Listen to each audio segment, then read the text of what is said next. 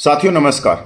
जनवरी 2025 के बाद जुलाई से दिसंबर 2025 तक एक बार फिर केंद्रीय कर्मचारियों और पेंशनरों को बड़ा झटका लगने वाला है। मैं बात कर रहा हूं डीए और महंगाई भत्ते की 2% की। साथियों ये तो सबको मालूम ही होगा कि लेबर ब्यूरो के आंकड़े निकल चुके हैं फरवरी 2025 के। साथियों इसी खबर को प्रमुखता से छापा है एक इंग्लिश न्यूज़पेपर है, बड़ा न्यूज़पेपर है, फाइनेंशियल एक्सप्रेस ने। अब मैं आप लोगों को इस खबर के ऊपर लेके चलता हूं, विस्तार से जानते कि उन्होंने क्या लिखा है। और वाकई में ये एक केंद्रीय कर्मचारी और पेंशनरों के लिए चिंता का विषय है कि जो महंगाई के आंकड़े जो लेबर ब्यूरो जारी करता है, तो उसका जो सिस्टम है, जो महंगाई को नापने का जो सिस्टम है, आज के आधुनिक युग में वो बिल्कुल फिट नहीं बैठता। तो एक बार हम विस्तार से इस खबर को देख लेते हैं। जुलाई दिसंबर के लिए केंद्रीय कर्मचारियों को फिर से सबसे कम डीए बढ़ोतरी मिलेगी। जानिए महंगाई के आंकड़े क्या कहते हैं। जुलाई डीए बढ़ोतरी।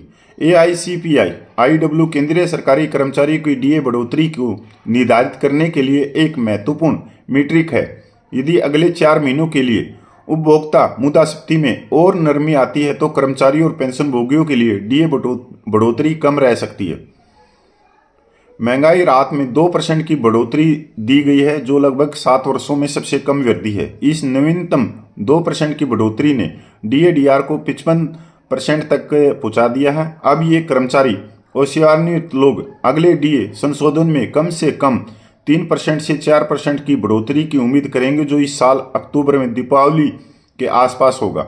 इस बीच फरवरी 2025 के अखिल भारतीय उपभोक्ता मूल्य सूचकांक एआईसीपीआई के आंकड़ों में फिर से गिरावट दर्ज की गई है, जिसका असर जुलाई में डीए बढ़ोतरी पर पड़ सकता है। एआईसीपीआई केंद्र सरकार के कर्मचारियों के डीए बढ़ोतरी को निर्धारित करने के लिए एक महत्वपूर्ण मीट्रिक है। अगर अगले 4 महीनों के लिए उपभोक्ता मुद्रास्फीति में और नरमी आती है तो कर्मचारी और पेंशन भोगियों के लिए डीए बढ़ोतरी कम रह सकती है। श्रम और रोजगार मंत्रालय के शिमला स्थित श्रम ब्यूरो द्वारा साझा किए गए आंकड़ों से पता चलता कि फरवरी 2025 के लिए एआईसीपीआई आईडब्ल्यू डेटा जनवरी 2025 के 143.2 अंक से 0.4 अंक गिरकर 142.8 हो गया है। श्रम ब्यूरो ने एक बयान में कहा कि फरवरी 2025 के लिए अखिल भारतीय सीपीआई आईडब्ल्यू 0.4 अंक घटकर 142.8 हो गया। क्या जुलाई में फिर कम होगा डीए? जुलाई में मिलने वाली डीए बढ़ोतरी की घोषणा अक्टूबर 2025 में दीपावली के आसपास की जाएगी। यह 7वें वेतन आयोग के तहत अंतिम संशोधन होगा, क्योंकि 8वां वेतन आयोग जनवरी 2026 में लागू होने वाला है। हालांकि कुछ रिपोर्ट्स में कहा गया कि नया वेतन आयोग 2027 से पहले लागू नहीं होगा। एआईसीपीआई आईडब्ल्यू में गिरावट जारी। एआईसीपीआई आईडब्ल्यू वह सूचकांक है जिसके आधार पर महंगाई भत्ते में बढ़ोतरी तय होती है। श्रम और रोजगार मंत्रालय के श्रम ब्यूरो द्वारा जारी ताज़ा आंकड़ों के अनुसार फरवरी 2025 में एआईसीपीआई आईडब्ल्यू 0.4 अंक गिरकर 142.8 पर आ गया है, जबकि जनवरी 2025 में यह 143.2 था। फरवरी 2025 की वर्ष दर वर्ष मुद्रास्फीति घटकर 2.59% हो जाएगा, जबकि फरवरी 2024 में यह 4.90% थी। महंगाई भत्ते में बढ़ोतरी को क्यों मायने रखती है? केंद्र सरकार अपने कर्मचारियों और पेंशन भोगियों को महंगाई भत्ता और महंगाई राहत प्रदान करती है, जो मूल वेतन का 1% होता है। इसका उद्देश्य मुद्रास्फीति के कारण वेतन की वास्तविक क्रय शक्ति में गिरावट को संतुलित करना है। एआईसीपीआई आईडब्ल्यू डेटा बहुत महत्वपूर्ण है, क्योंकि इसके आधार पर ही सरकार डी और डीआर की गणना करती है। सरकार हर 2 साल में डी की घोषणा करती है।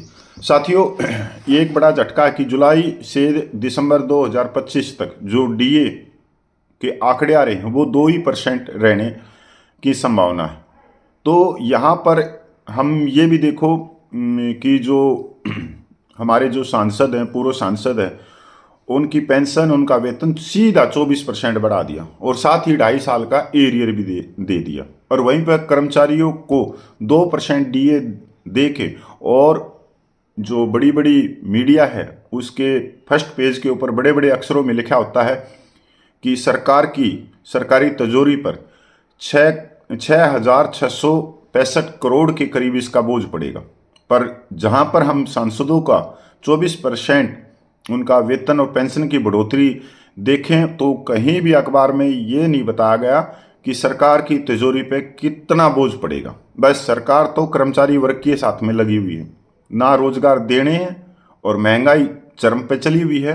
पर जो आंकड़े लेबर ब्यूरो जारी करता है वो आज के समय बिल्कुल सटीक नहीं, वो सिस्टम ही चेंज होना चाहिए। जो महंगाई नापने का उनका जो फार्मूला है वो फार्मूला आज के समय चेंज होना चाहिए। साथियों, मैं पूर्व सैनिक कपिल फौजी। जय हिंद, वंदे मातरम।